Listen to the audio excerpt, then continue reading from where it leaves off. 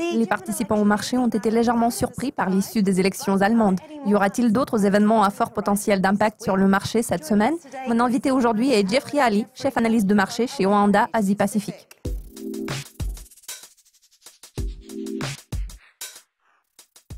En Allemagne, la course électorale est apparue très serrée. Bien que le parti présidé par Angela Merkel ait remporté les élections, le parti d'extrême droite Alternative pour l'Allemagne a obtenu un soutien beaucoup plus large qu'initialement prévu.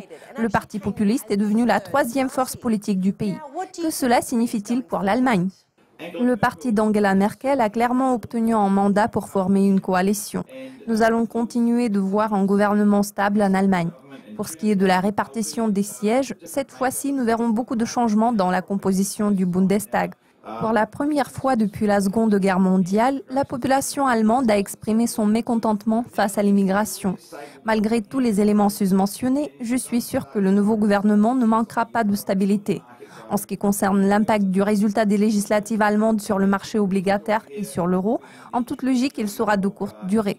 En tout état de cause, les perspectives du retrait du stimulant monétaire par la BCE exerceront une incidence beaucoup plus prononcée sur le rendement obligataire. Ce dernier pourrait commencer à progresser au cours du quatrième trimestre.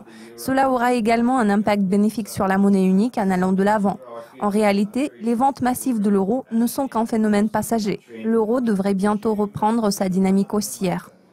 Ce jeudi, nous découvrirons l'estimation finale du PIB américain. Quelles sont vos attentes?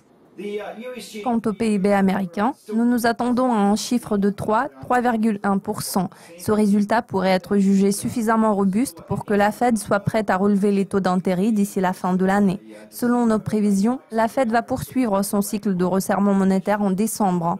Nous sommes d'avis que nous verrons 2 hausses des taux l'année prochaine. De toute évidence, si le rythme de croissance s'établit à la barre des 3%, ce sera fantastique, bien qu'il puisse y avoir certaines distorsions liées aux ouragans qui ont frappé le sud des États-Unis. Selon nous, les pertes à court terme seront compensées par des efforts de reconstruction à plus long terme. La politique monétaire des banques centrales majeures est au centre de l'attention générale en ce moment. Les taux d'intérêt progressent aux USA. L'Europe devrait suivre la même tendance dans l'avenir. Les perspectives du dollar s'annoncent mitigées. Bien que le billet vert maintienne sa force par rapport au yen japonais et aux devises des marchés émergents, sa vigueur sera moins visible par rapport à des monnaies telles que la livre sterling, le dollar australien et l'euro.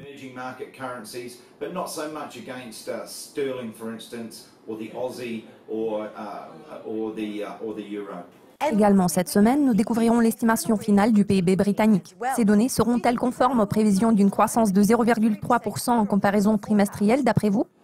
Quant au Royaume-Uni, nous pouvons constater que les données les plus récentes émanant du pays n'ont pas été aussi mauvaises qu'on ne le craignait, surtout au vu d'une accentuation des incertitudes relatives au Brexit. Je pense qu'une croissance de 0,3% en comparaison trimestrielle est un chiffre réaliste. Bien que la note souveraine de la Grande-Bretagne ait été abaissée le week-end dernier, je pense que l'économie britannique se porte relativement bien.